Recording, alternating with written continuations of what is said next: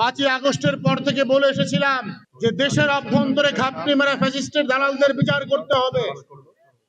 অথচ এই শহীদের রক্তের উপর দাঁড়িয়ে থাকা ইন্টারিম গভর্নমেন্ট সেই ব্যাপারে উদাসীনতা প্রদর্শন করেছেন। আর সেই উদাসীনতার কারণে আমরা গতকালকে কি দেখতে পেলাম, এই জুলাই যোদ্ধাদের উপরে একটি বেঁধে রাখা ষাঁড়কে দীর্ঘদিন না খাইয়ে রাখলে যেরকম হয়, তাকে ছেড়ে দিলে সে যেভাবে ঝাঁপিয়ে পড়ে খাবারের উপরে, গতকালকে পুলিশের মধ্যে থাকা সেই ফ্যাসিস্টের দালালরা আমাদের ইনকিলাবের ভাইদের উপরে, জুলাই যোদ্ধাদের উপর সেভাবে ঝাঁপিয়ে পড়েছিল।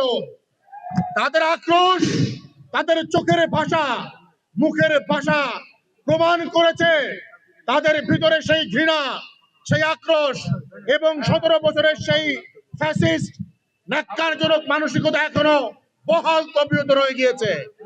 প্রিয় বন্ধুগণ, এমন একটি পরিস্থিতির মধ্যে কিভাবে ইন্টারিম গভর্নমেন্ট সুষ্ঠু নির্বাচনের আশা করতে পারেন আমি বুঝতে পারি না।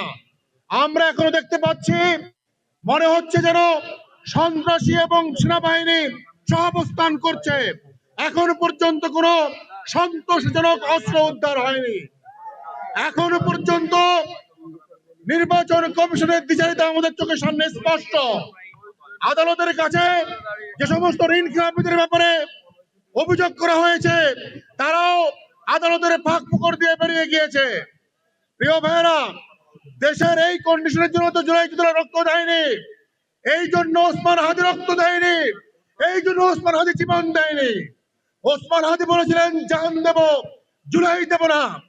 গতকালকে যেভাবে পুলিশ তার ন্যাক্কারজনক কাণ্ড দেখিয়েছে, সেভাবে আপনারা দেখতে পেয়েছেন জুলাই যোদ্ধারাও সেই আবু সাইদের মতো, সেই ওসমান হাদির মতো, সেই মুগ্ধের মতো বুক চিতিয়ে দাঁড়িয়ে প্রমাণ করেছে জুলাই যোদ্ধারা এখনো গুলির মুখে দাঁড়িয়ে থাকার মতো বেঁচে আছে, মারা যায়নি। বন্ধুরা, নির্বাচন হবে, আমাদের প্রত্যেকের পাহারায় থাকতে হবে। যেভাবে 5ই আগস্টের সময় আমরা এই দেশ থেকে ফ্যাসিস্ট তাড়িয়েছি, সেভাবে বাংলাদেশে ঘাপটি মেরে থাকা এই ইন্ডিয়া দালালদেরকে তাড়াতে হবে। ওই দিন তারা সুযোগ নিতে পারে। বন্ধুগণ, ইন্ডিয়ার কথা কি বলবো, আজকে এই মঞ্চ থেকে ইন্ডিয়া হঠাৎ ঘোষণা হচ্ছে। ইন্ডিয়া সম্পর্কে কবি নজরুল বলে গিয়েছিলেন, ওরা মরিবে না, যুদ্ধ বাঁধিলে লুকাইবে ওরা কচু বনে, দন্ত নখরহীন ওরা তবু কোলাহল করে অঙ্গরে।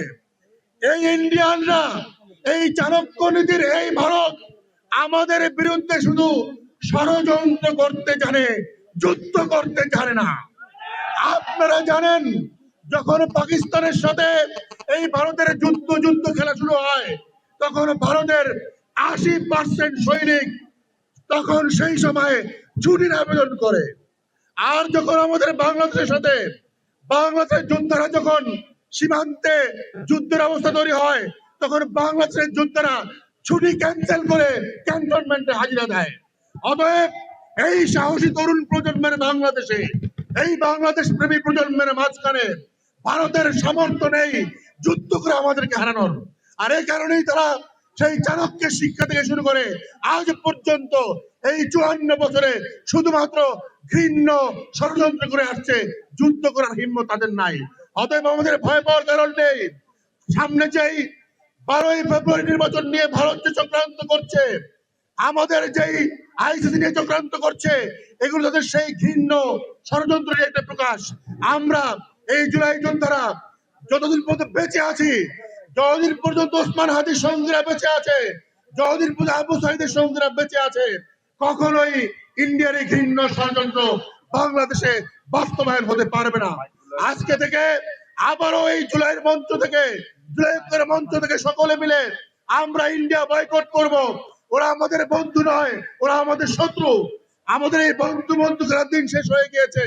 আমরা বলেছিলাম, বন্ধু আমার জানের জান, তোমার জন্য আমার হৃদয় অনেকখানি টান, কিন্তু তুমি আমাকে আজ পর্যন্ত কোন চুক্তিতে কোনখানে একটা পানি দিয়েও সহযোগিতা করতে, এমন শত্রুকে আমরা বয়কট করলাম। জুলাই মঞ্চ থেকে আজকে থেকে ইন্ডিয়ার বিরুদ্ধে আমাদের বয়কট, পণ্য বয়কট থেকে শুরু করে সবকিছুতে বয়কট এবং অতন্ত্র প্রহরী হয়ে দাঁড়িয়ে থাকতে হবে। 12ই ফেব্রুয়ারিতে কোন সুযোগে যেন ইন্ডিয়ার দালালরা কোনো অকারেন্স করতে না পারে। সকলকে ধন্যবাদ।